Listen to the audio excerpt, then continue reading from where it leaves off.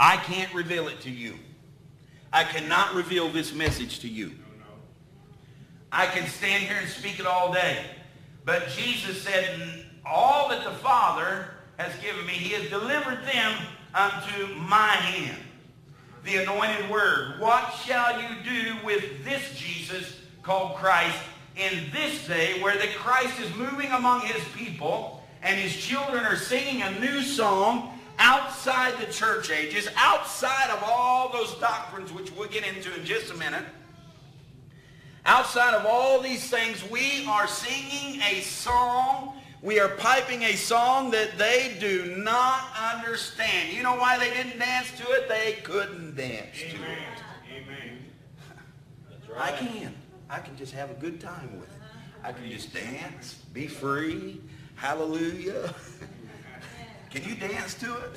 I could get, if I wanted to, I could dance for an hour right here and let y'all watch me. It wouldn't bother me. I am so free. When I think of the men that tried to put me in bondage, when I think of the places that I sit, the people that I ran into, when I finally broke away from everything and actually I said, my God, I'm free. I really am free. Amen. I don't have to take any man's idea. Right. I sat in the catechism of this message for years and years. And I looked and I seen how that Jesus said that the things that I do, ye should do also. So, and you know, when I was a young boy, I started praying for people. The dead were raised. Blind eyes were opened. And then some man in the message said, wait a minute, you can't do that. Prophets do that. I said, well, I'm not a prophet, so I guess maybe I can't do it. So then, you know what that did? That put a seed of doubt in Don Parnell's mind. And the next blind person I prayed for didn't get healed. And the next dead person didn't raise. And the next one that come with cancer or whatever, things didn't happen. You know, and I said, well, that must be for a prophet. You know why? Because some low-down stinking preacher in the message who thought he knew something tried to tell me he's the one couldn't do it. He's the one that had trouble understanding the word and said, you can't do that. And me being the young boy that I was, I just went on and said, well, I must not be able to do it.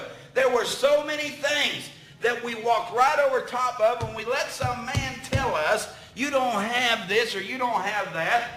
And this is your word. This is your gospel. You are set completely free. When I walked out from under those men, from that day until now, I can dance to the music.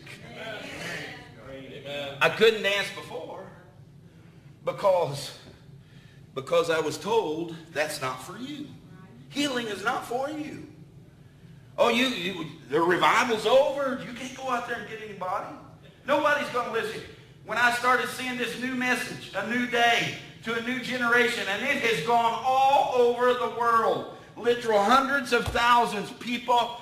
Oh, I could just start naming the nations, and it would take me the rest of my time just to tell you the people in the nations who are preaching this thing now, understanding it, enjoying it, shouting the victory over it, because someone stood up and said, I don't have to die next to this wall with you. You ever read the story about the two lepers in the city, and they were outside the wall, and the kings and everybody else were inside, and they had sieged the city, and they were starving them to death.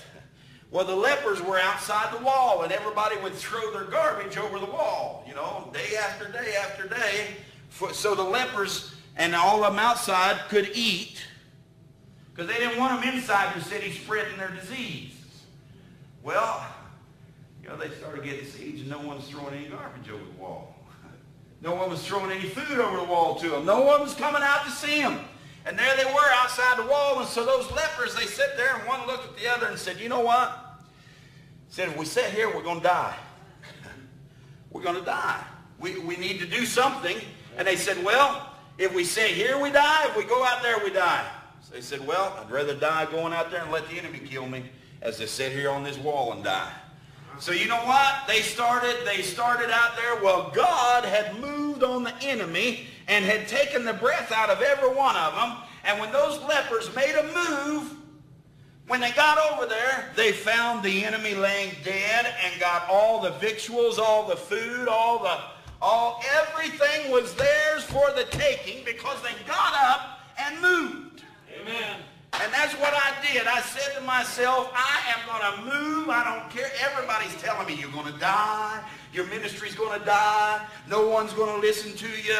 You're in for trouble. But something in me, I was one of these little children, and I started piping a new song. Amen. And I started saying, we're in a new day.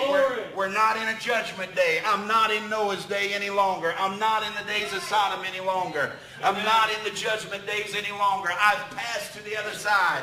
I'm in a new day. I'm in an eternal day. It is the rising of the sun, and God is blessing us, and there is a message to take to a new world and a new generation, just like Noah took his message after he got out of the ark, just like the Acts 2 took their message after they crossed over from the crucifixion of Jesus. There's a new day and a new message. It's the third coming of Jesus Christ. Pipe your song, and the people who understand it will dance.